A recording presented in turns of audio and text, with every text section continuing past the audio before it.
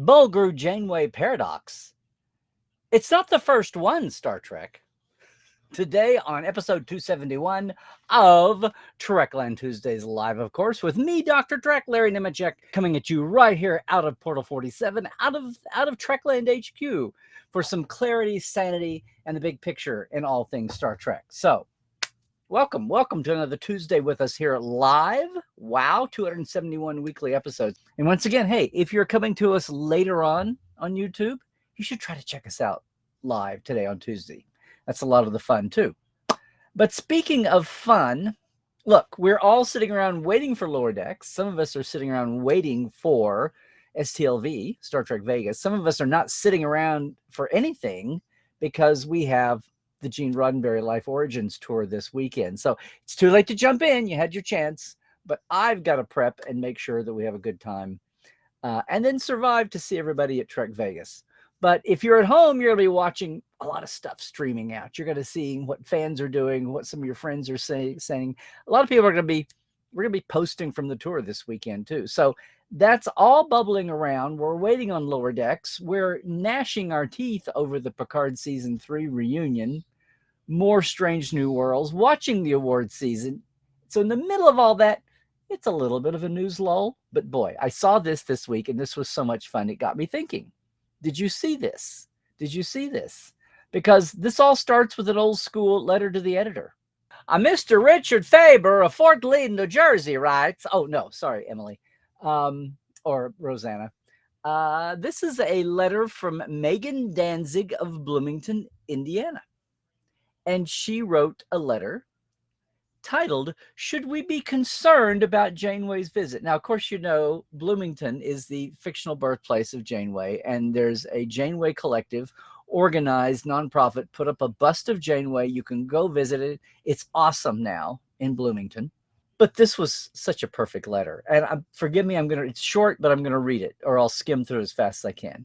Recently announced that Kate Mulgrew is going to be visiting the Janeway bust for an event on October 23rd. This letter writer, Megan, says, "I've always been against the Janeway statue, but I have decided to break my silence on this occasion. The bust is clearly a violation of the Temporal Prime Directive, and it will cause irreversible damage to the timeline if the future Janeway, who will be born in Bloomington in the year 2344, is allowed to see it and learn of the future adventures of her and her crew. We know that Captain Janeway will be notorious for her disregard of the timeline, saying at one point, 'Temporal mechanics gives me a headache.' Caught in one of these godforsaken paradoxes. The future is the past is the future. It all gives me a headache. We cannot trust that she will learn about Voyager getting stranded in the Delta Quadrant and allow it to happen the way it is supposed to. This will affect literally billions of lives, humans and otherwise, and endanger the Federation's future success against the threat of the Borg Collective. Do you want causality loops and paradoxes? Because this is how you get causality loops and paradoxes. Bring down the Janeway statue. Save the timeline. Megan Danzig of Bloomington."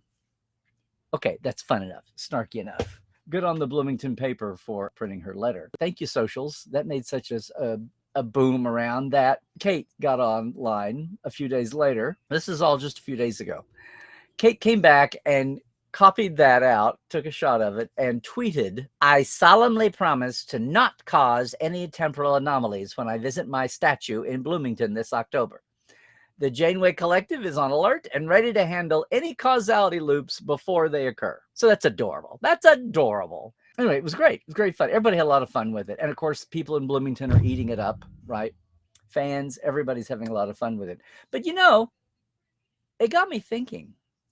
Because this isn't the first time a future Star Trek character has gone home. It really got me thinking because my mind drifted back to that time back in, can you believe it, 2010? It seemed like an eternity ago. In some ways it was. When, if you're not familiar with Vulcan, Alberta, it's a little farming town, named after a mythic god in whenever it was founded in Canada. But in 2010, after, 10 years or so of realizing they had a gold mine there, of a tourist event, started having Spock days. at Vulcan, Alberta, with Star Trek guests in a small festival. It's a farm town.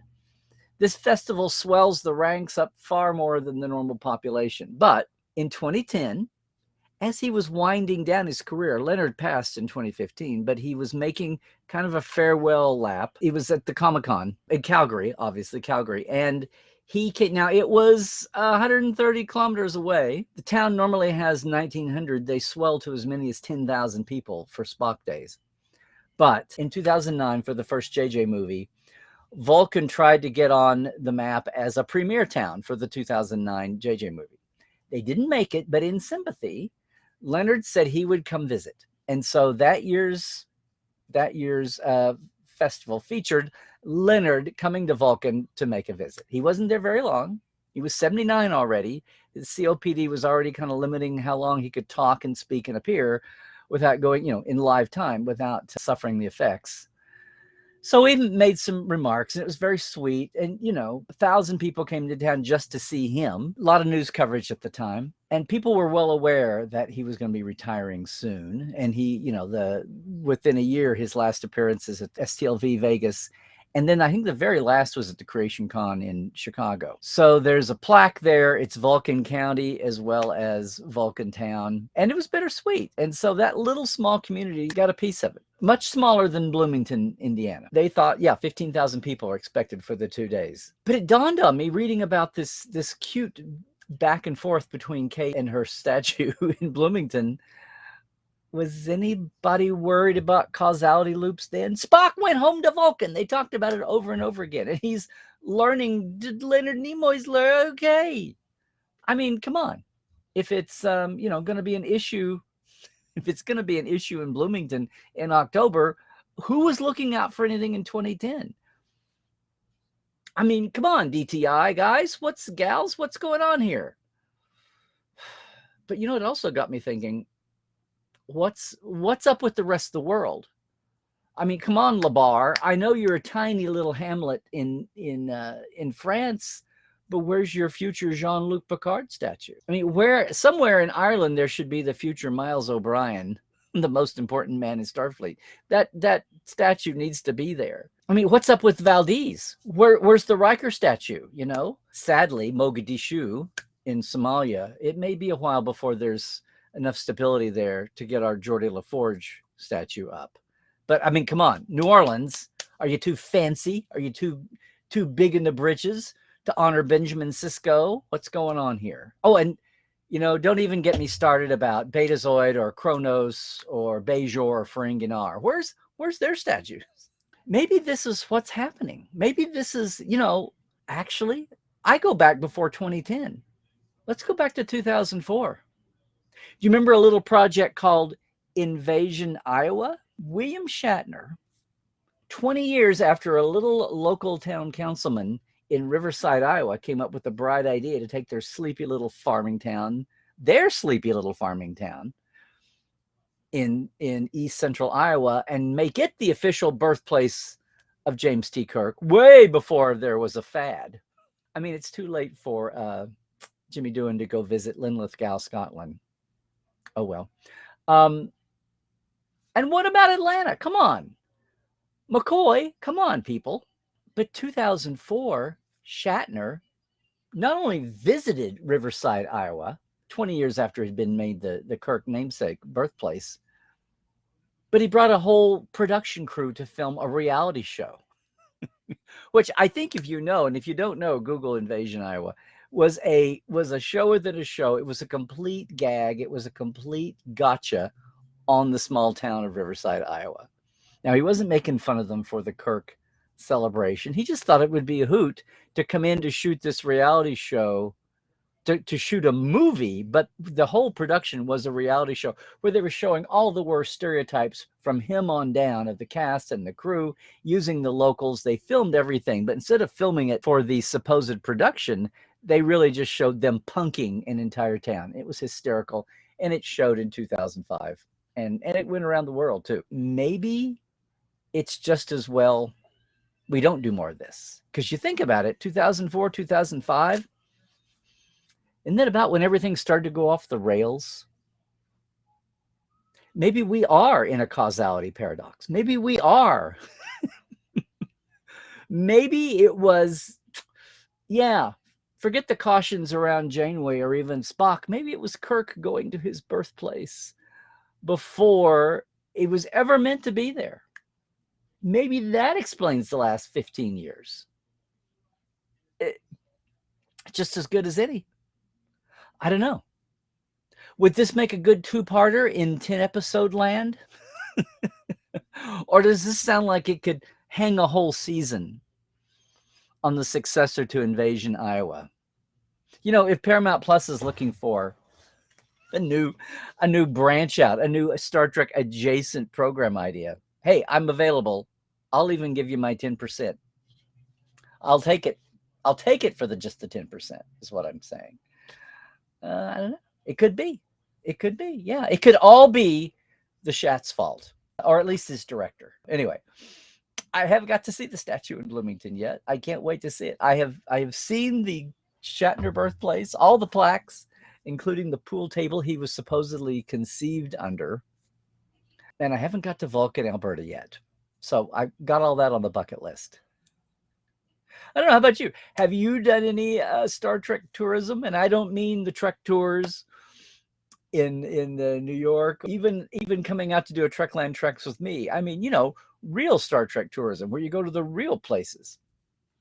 We should petition some more of these towns to get on with it. But then, you know, El Paso, Texas tried to just put up a memorial for Gene Roddenberry's birthplace. There was a plaque for a while at his home site, although it's now a little strip retail shop area, not residential, from 1921. But for a time, they were trying to name a section of Interstate 10 passing through El Paso as a Gene Roddenberry. And some grouchy pants on the city council didn't want to do it. So poo on them. Somebody does not get the message of Star Trek marketing. Somebody doesn't realize the geeks won the war. I don't know. What do you think? Is there anybody around you? Is there any town around you that should get off its butt and get going with declaring itself the birthplace of a Star Trek character? Would you be worried about the causality time loop? If the future character's this forebear actor showed up, that's fun. That's fun. And at a time when we're waiting for the rest of Star Trek summer to get on with it, new shows, big events, more news headlines. That's what grabbed my attention this week. While I am making sure I'm on top of my game for our Gene Roddenberry life tour this weekend. And then what a crazy year it's going to be. What a wonderful year it's going to be for STLV. Anyway, what do you think? I can't wait to see if I stirred anything up here in the comments.